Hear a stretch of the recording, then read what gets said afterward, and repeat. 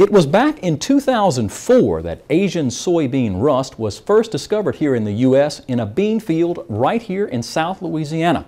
Now the disease is invading soybean fields in Avoyelles and Rapides Parishes. As This Week in Louisiana Agriculture's AJ Sabine tells us, researchers at the LSU Ag Center's Dean Lee Research Station say producers need to get a handle on this disease. In light of record prices, soybean growers are going to want every bushel they can get in the bins come harvest. The concern is written all over the faces of these growers.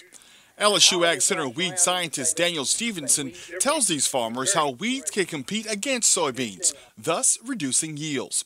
Stevenson says if farmers don't take care of weeds early, it could cost them money. You need at least 2 to 3 weeks weed-free. That means no weeds competing. The only thing that's in the field is the dirt, and you see the soybean rows, not having weeds competing with it.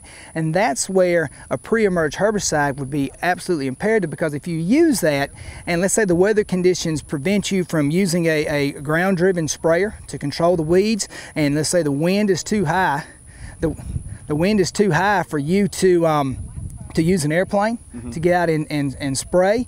The pre-emerge herbicide is there to protect the crop, because it's killing weeds, preventing them from emerging, but allowing that soybean crop to grow.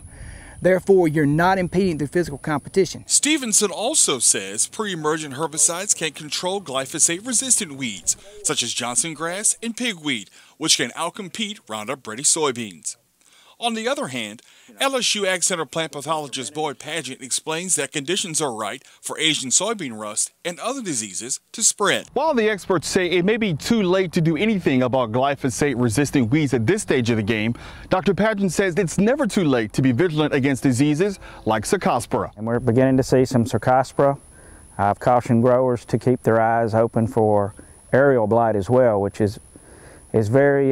be a very elusive disease. The bean field can look nice, but if you part that canopy, the disease usually starts down in that canopy. Despite the relative high cost of preventative fungicide applications, Paget explained the value of an ounce of prevention. You want to optimize your yield, your profits, and it's not necessarily maximizing your yields, but you certainly want to protect the plant.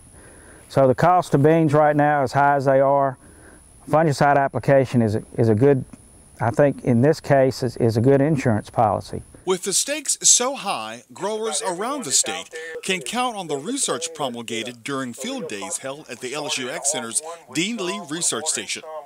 In Rapides Parish, I'm AJ Sabine for This Week in Louisiana Agriculture. Nearly 200 farmers and ag industry leaders attended this year's field day. If you'd like more information about the research being conducted at the Dean Lee Research Station, you can log on to our website at twilatv.org.